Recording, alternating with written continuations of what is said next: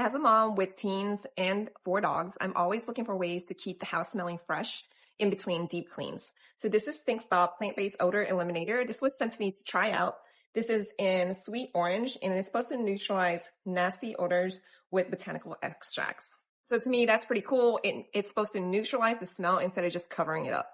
So this does come in different scents, but the sweet orange smell is citrusy, but it's not overwhelming.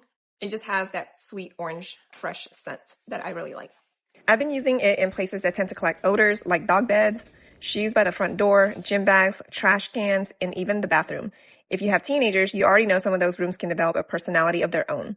So I really like that this can be used throughout the house. It's also made with plant-based ingredients, which to me is a plus when you're spraying it around your pets and your family spaces. So these are really nice for a quick way to freshen up areas that tend to get a little funky in between those cleanings, and it's just an easy product to keep on hand. So if you're looking for a way to keep your house smelling fresh, you need to check this one out.